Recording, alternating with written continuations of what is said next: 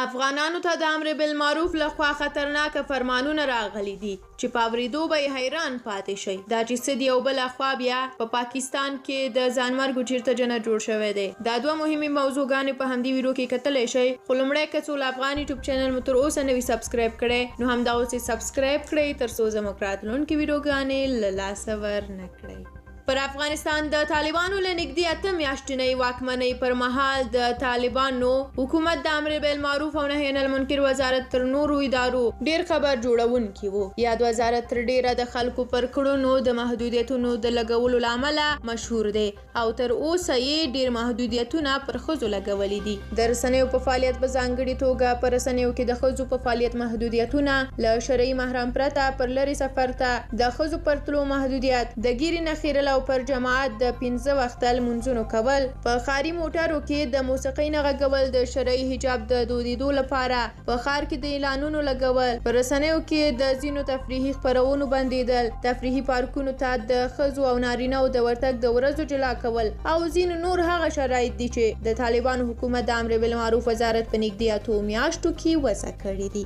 د یاد وزارت د فعالیت په باب بیلابیل باورونه موجود دي. ځینې د امر بالمعروف وزارت د طالبانو حکومت مهم وزارت بولی. پخوانی طالب چارواکی سید اکبر آغا وایي چې د قرآن کریم د آیاتونو پر بنسټ امر بالمعروف وزارت د طالبانو حکومت کې ځانګړی ځای لري او په هر اسلامي نظام کې یې موجودیت مهم دی. د سید اکبر آغا په باور اوسنیو شرایطو او د وخت اړتیا په کتو هغه کسان چې د طالبانو حکومت د امر بالمعروف وزارت په چوکاټ کې کار کوي باید فرضیاتو ته لومړیتوب ورکړي او د عادي مسایلو له امله د خلکو منځ کې نفرت ونه زیږوي. سید اکبر آغا زیاتوي چې پر مستحباتو باید ډیر ټینګار ونه شي او هغه موارد چې ډیر مهم دي او باید فرضیات او واجباتو ته پام وشي او هغه هم حکومت ته په کتو.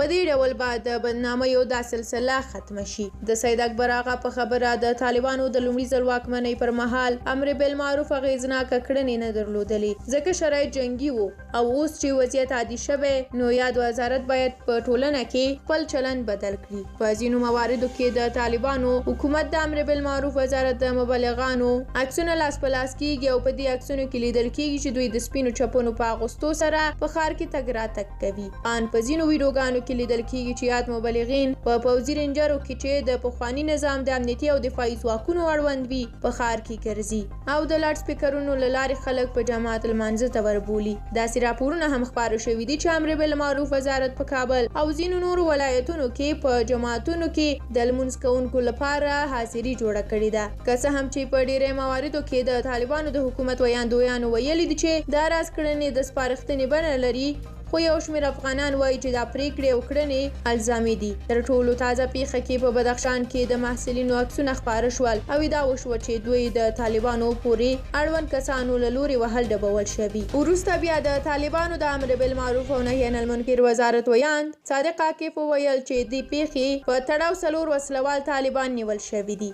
سیاسي او د ټولنیزو چارو فعال ویس ناصري ازادۍ راډیو ته وویل چې له دین څخه د طالبانو د افراطي تعریف لامل په ډیری مواردو کې د دوی د امر بالمعروف او نهي عن المنکر وزارت کړنې خبر جوړونکي کیږي. د ښاغلي ناصري په خبره امر بالمعروف او نهي عن المنکر په هر اسلامي هیواد کې د اسلام له بنسټیزو اصولو څخه دی او ډیری اسلامي هیوادونه د خپل نظام په جوړښت کې ورته ادارې لري خو کړنې یې توپیر لري.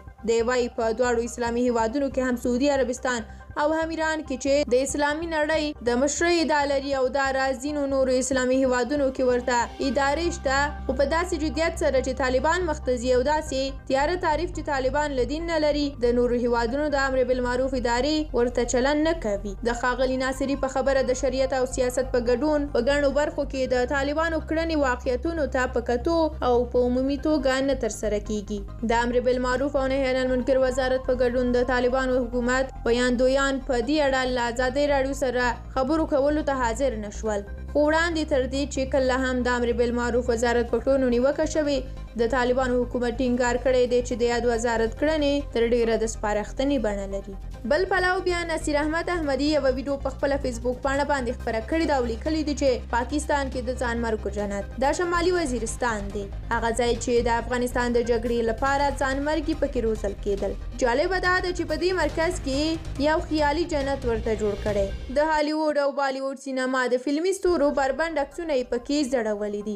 د شرابو او عسلو ویالې یې ورته رسم کړي. دې ځای کې ځانمرګو ته ښودل کیږي چې تاسې دغسې جنت ته روان یاست. دغسې ښایستې لوڅې ښځې ستاسې انتظار ته ولاړې دي. داسې شرابونه او عشقونه دي. دې مرکز کې بیا تر ټولو جالبه دا ده چې د داعش، طالبانو او القاعده بیرغونه درې واړه یو ځای ځړیږي. دا هماغه زموږ خبره ده چې دا کلونه ورته لګیا یو چې د ځانمرګو د روزنې هماغه یو مرکز دی، یو یې ځای دی، فقط بیرغونه یې جلا دي. همدارنګه د افغانستان حموي ټانګونه پکې ولاړ دي چې دلته به چارج کېدل او بیا به افغانستان ته لیږدول کېدل. خلیفه صاحب له دې ځایه ځانمرګي افغانستان ته لیږل. بیا یې پسې اعلان کړه چې نعوذ بالله نبي علیه السلام د ځانمرګو قومندان هم و.